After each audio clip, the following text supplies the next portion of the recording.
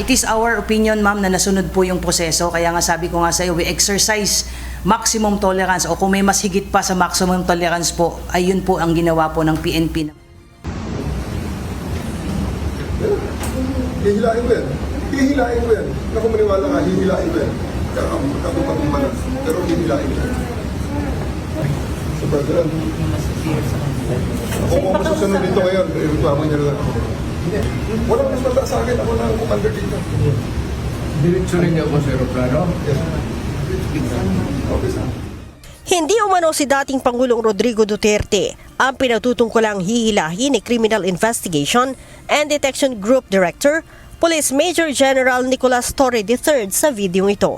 Ayon kay Philippine National Police Spokesperson at Police Regional Office 3 Director, Police Brigadier General Jean Fajardo, ang mga tao umano sa paligid ng Pangulo ang tinutukoy ng CIDG Chief.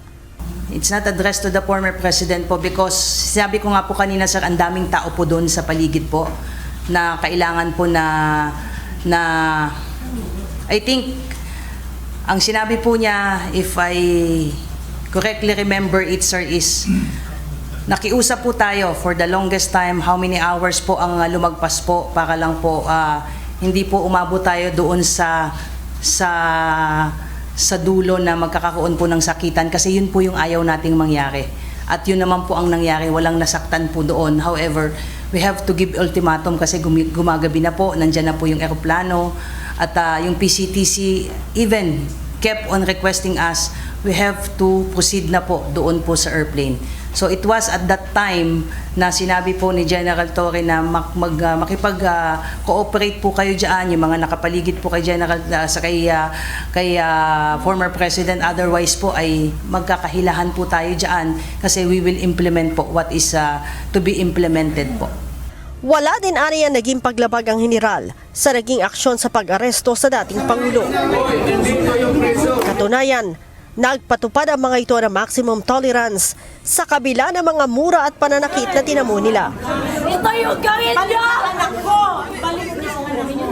Ang mga pulis pa nga daw ang nagtamo ng sugat matapos na pukpukin ang telepono ng partner ng dating Pangulo na si Hanilet Avincenia sa gitna ng komosyon. Anong action ang gagawin sa kanya ng PNP? Papailon ba siya ng kaso? Yes po, yung pulis po na nasaktan at nagkaroon po ng injury sa ulo po ay magpa-file po ng kaso po. Direct assault po. Hindi rin ligtas sa kasong obstruction of justice si dating Executive Secretary Salvador Meljaldea na nauna ng pinusasan.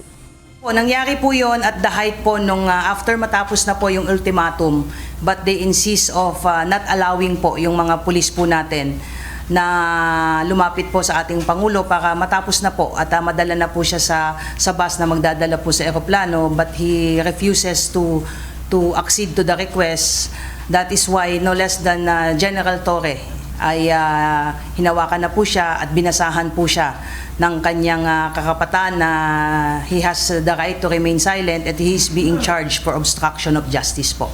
So kaya po siya pinusasan at dinala po sa loob po ng bus. But eventually, nung nandun na po siya sa loob ng bus, ay tinanggal din naman po yung posas. Out of, again, human consideration.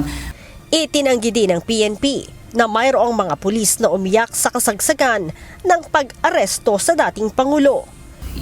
You can believe whatever you want to believe, sir. We were there. Sabi ko nga, mataas yung tension doon, ang init, ang daming tao. Imagine niyo, sir, yung mga suot ng mga pulis natin, naka-camouflage, naka-lousy cap, gabi yung pawis. Ako nga, nagpalit pa po ako ng damit. So, kausap ko po yung director ng SAF. Hindi sa, we don't want to discredit po yung nag-post po nun. Ang pagpunas po ng pawis, ay they're just making it appear na lumuluha po yung mga pulis natin. So, pawis hindi. Yes. Ibine-verify na rin aniya ng PNP kung totoong mga pulis ang nagpo-post sa social media na nagbitiw sa serbisyo matapos ang insidente ng pag-aresto sa dating Pangulo. Man talaga pulis. Kaya maraming lumalabas ngayon na misinformation, disinformation using the name of the PNP. So ang request po natin sa ating mamamayan, maging matsyag po tayo at wag po tayong basta-basta maniniwala sa mga lumalabas. At nirerespeto po natin yung karapatan, hindi lang ng ating mga pulis, kundi yung ating mga kababayan na maglabas ng kanilang mga saloobin sa mga nangyayari po na ito. However, sabi ko nga, sa part po ng Philippine National Police ay meron po tayong mga policy, particularly in using our social media accounts, yung expressing our sentiments. We have existing grievance mechanism. Sa kabila ng mga nangyari, pinayuhan ng pamunuan ng PNP ang mga pulis na mag-focus sa kanilang mga trabaho at huwag magpaapekto sa pagkakaaresto at pagpapakulong sa kanilang dating Commander-in-Chief. Leia Ilagan, UNTV, News and Rescue. Diyos ang aming sandigan, serbisyo publiko ang aming pinahahalagahan.